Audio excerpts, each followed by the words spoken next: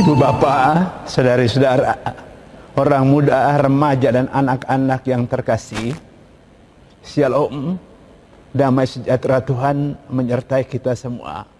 Selamat Paskah. Hari ini, Senin 13 April 2020 adalah Senin dalam Oktav Paskah. Kita akan merenungkan bersama-sama Injil Matius bab 28 ayat 8 sampai 15. Mari kita membuka renungan ini dengan tanda salib. Dalam nama Bapa dan Putra dan Roh Kudus. Amin.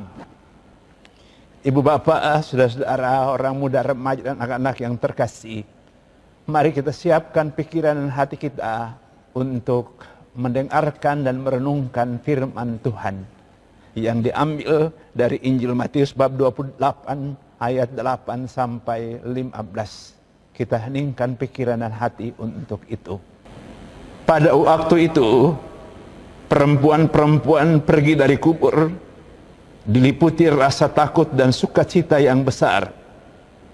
Mereka berlari cepat-cepat untuk memberitahukan kepada para murid bahwa Yesus telah bangkit. Tiba-tiba Yesus menjumpai mereka dan berkata, "Salam bagimu." Mereka mendekatinya, memeluk kakinya, dan menyembahnya. Maka kata Yesus kepada mereka, "Jangan takut. Pergi dan katakanlah kepada saudara-saudaraku supaya mereka pergi ke Galilea. Dan di sanalah mereka akan melihat aku." Ketika mereka masih di tengah jalan, datanglah beberapa orang dari penjaga makam Yesus ke kota dan memberitahukan segala yang terjadi itu kepada imam-imam kepala. Dan sesudah berunding dengan kaum tua-tua, mereka mengambil keputusan, lalu memberikan sejumlah besar uang kepada saudara-saudara itu dan berkata, "Kamu harus mengatakan bahwa murid-murid Yesus datang malam-malam dan mencuri jenazahnya ketika kamu sedang tidur.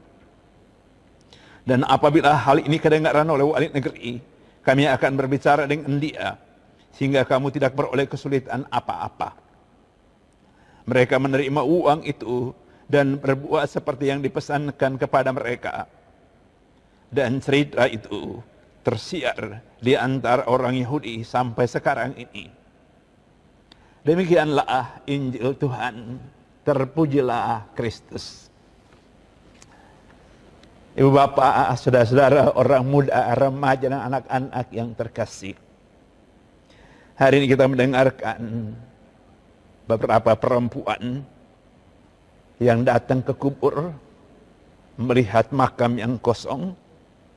Ada perasaan takut, tapi juga bercampur sukacita.